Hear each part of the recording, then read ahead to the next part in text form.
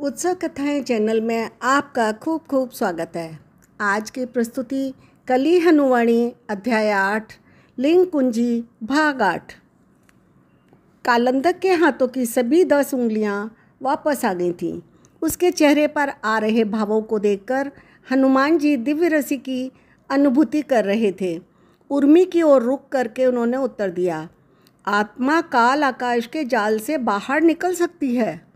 आत्मा को ब्रह्मांड सरल रूप में दिखाई देता है। उस सरल रूप का वर्णन करने के लिए 2 प्रतीक पर्याप्त हैं। सरल को यदि अधिक प्रतीकों के रूप में वर्णित करो तो वह जटिल हो जाएगा। मन तो जटिलताएं देखता है।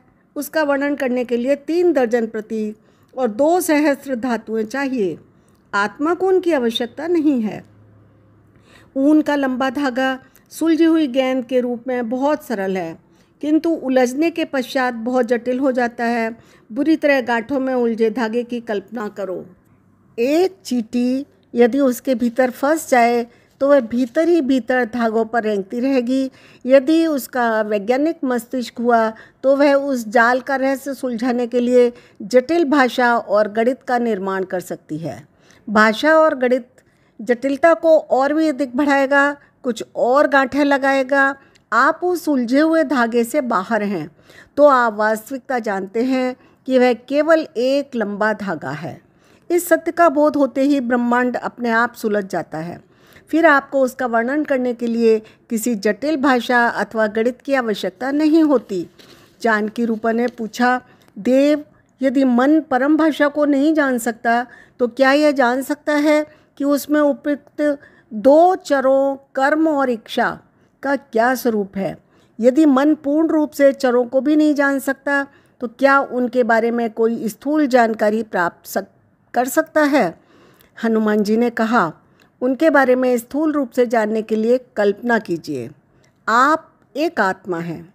आप इस लोक के दृश्यों को आत्मा की दृष्टिकोण से देखने की चेष्टा कीजिए।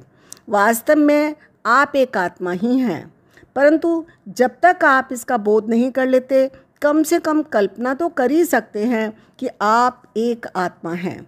कर सकते हैं कि नहीं? अवश्य देव, जानकी रूपा ने कहा। उसके स्वर में एक अभिनय था। वह आत्मा होने का अभिनय करते हुए आगे बोली, मैं एक जागृत आत्मा हूँ। मैं शून्य हूँ। मेरी कोई पहचान नहीं है। कोई भौतिक तन नहीं है। कोई मन नहीं है। कोई स्मृतियाँ नहीं हैं। आपको क्या दिखाई देता है? जानकी रूपा ने उत्तर दिया, दृश्य। दृश्य क्या है? दृश्य ब्रह्मांड का एक अंश है। उसने उत्तर दिया, काल आकाश का पूरा जाल यदि एक कपड़ा है तो उस दृश्य उस कपड़े का एक टुकड़ा है।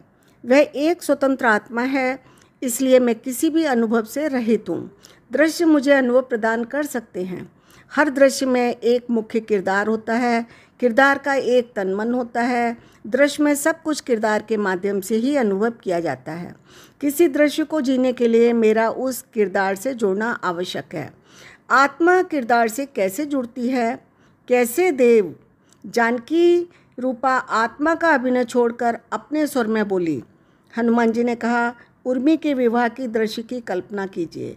यदि आप उस दृश्य को उसकी आंखों से देखना चाहते हैं, जैसा वह उस दृश्य में अनुभव कर रही है वैसा अनुभव करना चाहते हैं, वह उस दृश्य में जो सोच रही है वैसा सोचना चाहते हैं, तो आपको उसके अतीत के बारे में पता होना चाहिए। इसका अर्थ है कि उसके विवाह का दृश्य जिस तरह वह देख सकती है उस तरह कोई अनजान नहीं देख सकता। आपको उर्मी बनना पड़ेगा। आपको उसके अतीत को जानना पड़ेगा। यदि आपको उसके जीवन का एक दृश्य भी देखना है तो उसके पूरे अतीत को देखना होगा। किसी भी दृश्य का स्वतंत्र रूप से अस्तित्व नहीं है। उसके साथ अतीत के अनगिनत दृश्यों की श्रृंखला जुड़ी हुई है। कहीं नाटक का मंचन हो रहा है तो आपको वह नाटक शुरू से देखना पड़ेगा। बीच में से कोई दृश्य देखने से आपको दृश्य समझ ही नहीं आएगा। थोड़ा बहुत समझ आ भी गया तो आपको नाटक के किसी किरदार के साथ जुड़ाव तो बिल्कुल ही अनुभव नहीं होगा। एक ऐसे दृश्य की कल्पना कीजिए जिसमें किरदार का राज्याभिषेक हो रहा है। उस किरदार ने एक साधारण सैनिक के रूप में अपनी यात्रा शुरू की थी और अंततः राजा बनने का उसका सपना सच हो रहा है।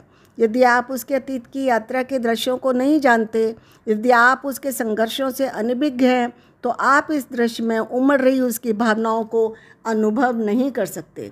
जानकी रूपा ने कहा, मुझे समझ आ गया देव, मैं एक जागृत आत्मा हूँ।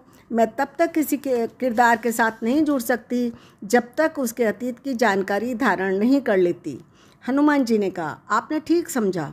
ब्रह्मांड में काल आकाश के किसी भी बिंदु पर चल रहे दृश्य को ले लो, वह दृश्य अतीत में घटित हो रहे अनगिनत दृश्यों के साथ जुड़ा हुआ है, उसका स्वतंत्र अस्तित्व नहीं है।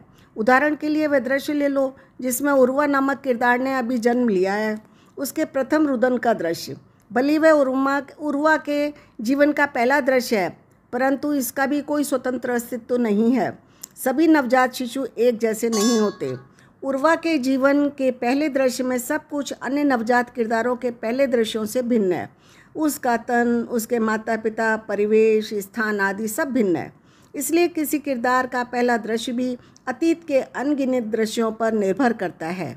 यह तथ्य पुनर्जन्म की अवधारणा को जन्म देता है।